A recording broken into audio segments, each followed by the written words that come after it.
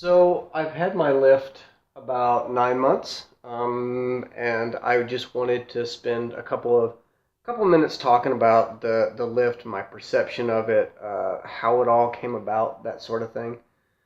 So I have a Rotary Revolution RTP10, which means it is a rotary lift.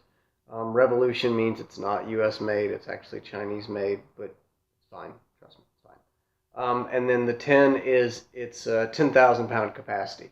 Now the Jeep here is about 4,000 pounds. My wife's car is, I don't know, 4 or 5,000 pounds. And so I don't really own a vehicle or plan to own a vehicle that is 10,000 pounds or even close to that. But it's one of those safety factor sorts of things.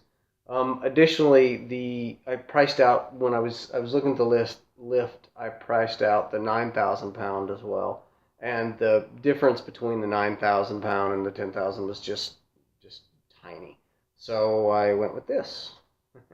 Now, having a lift is a huge luxury, and it when going into the thought process of building my garage shop, it's one of those things where it was a dream item, and not something that I thought I would be able to do just because of cost and that sort of thing.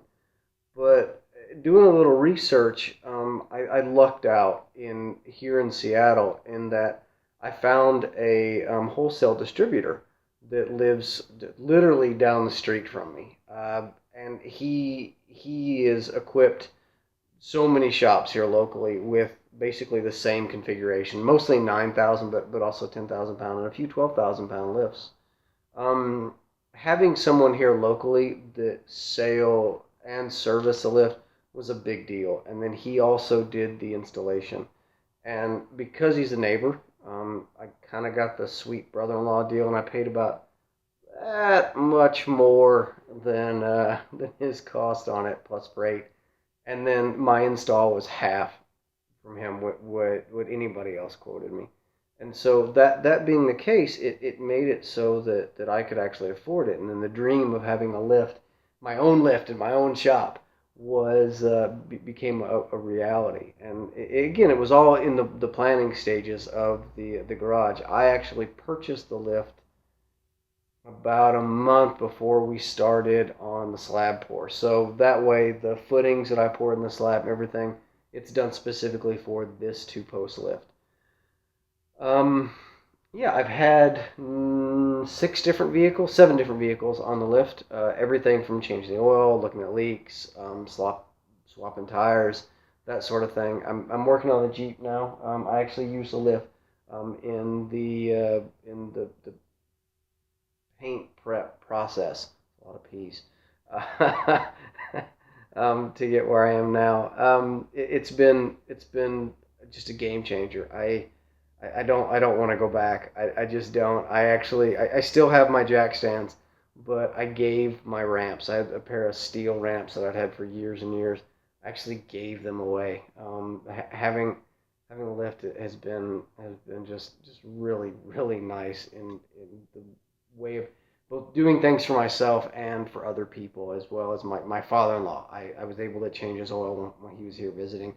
A friend of mine put her car on the lift, and we rotated the tires. Or actually, we swapped the tires. We took off her winter tires and put her regular tires back on.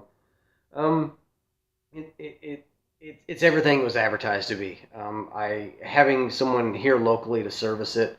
I've had one issue with the lift, and it was a cable stretch over the top. I called him. Within 20 minutes, he gave me the solution. It was two quick hex screws and done. And 9 months of every other day of operation ish, it's been trouble free, hassle free. It's been great.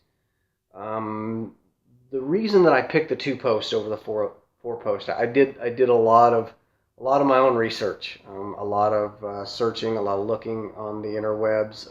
I used the Google, and what I wanted here in my garage shop was on this side of the shop. I have a tiny machine shop and mechanic bay, and on that side I have a full cabinet shop. And I mean everything from my big lathe to table saw, bandsaw, joiner, planer, drill presses, plural.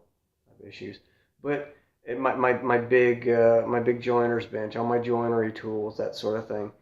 And I wanted some separation of space, but I wanted to be able to configure it.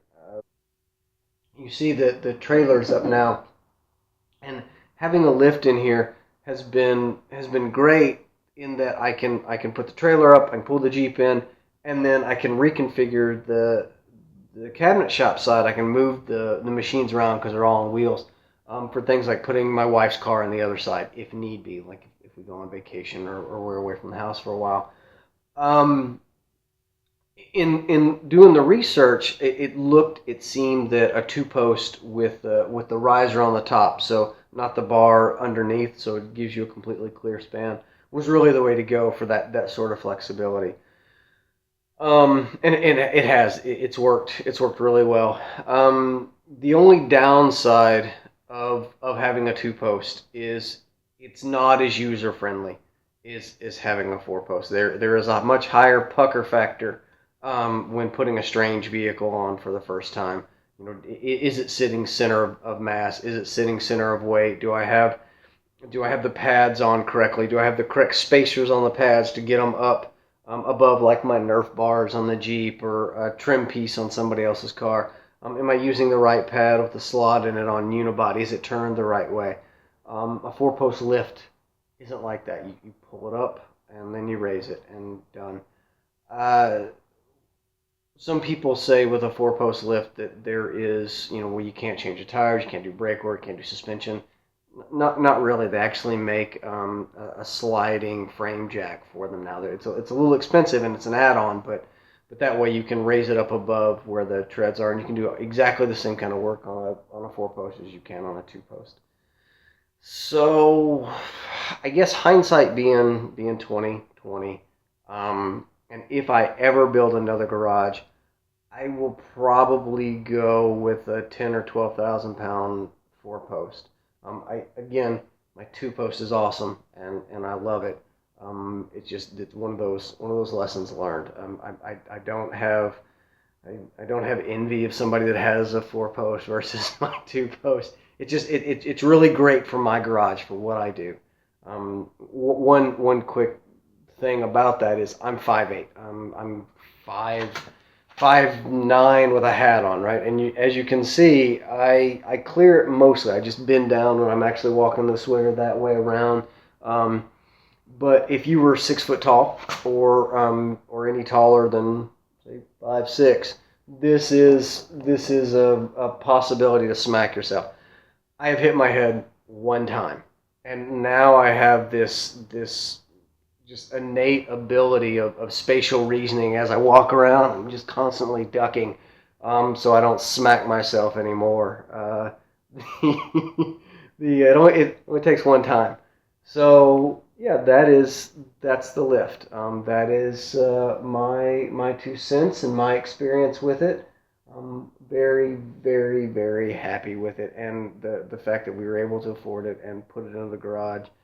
Um, it has made a lot of things possible that weren't possible previously. My brother-in-law refers to the lift as my Jeep sex swing. Pictures of undercarriage aren't porn as long as they're shot in classy black and white.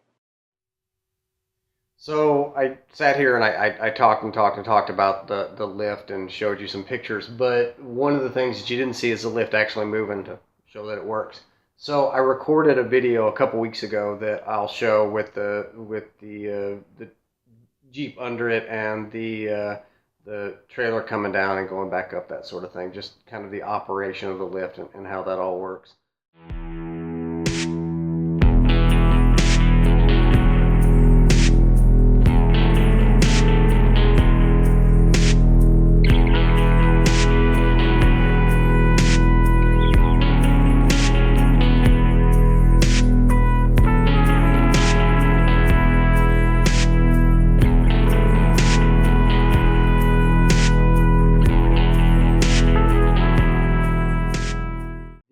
One of the things I will say that has really added to my Jeep experience is I have a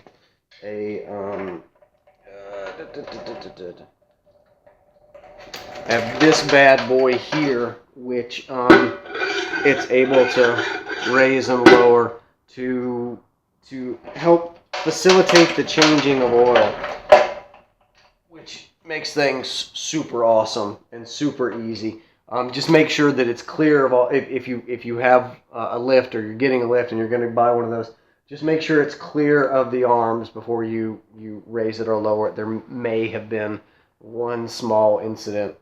And I guess that goes for everything. Just one of the safety things with a lift is double, triple check and make sure that there's nothing interfering, that somebody hasn't set something beside, under. You don't want to set the lift or a vehicle or anything down on something or raise it up.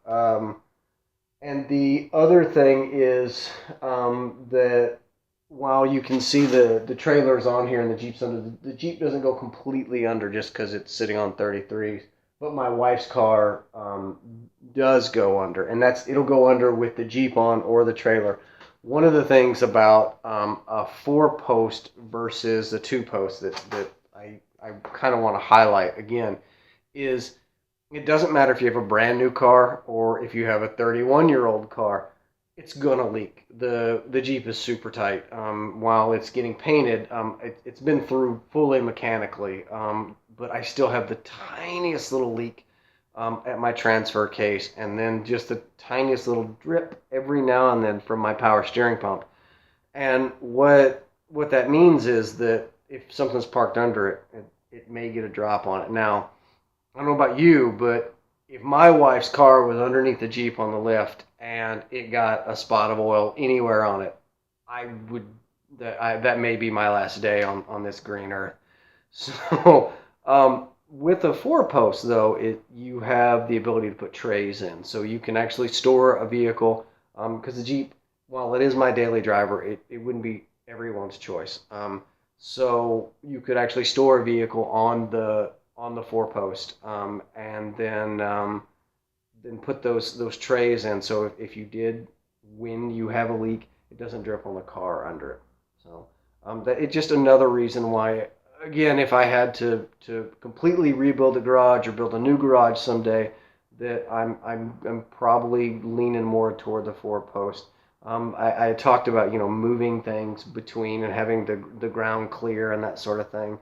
I've been in a shop that's really similar to mine. The guy has it set up kind of like mine, and he's got a 4-post, and with it in the air, those posts on either corner, they don't really cause any interference with him moving equipment around.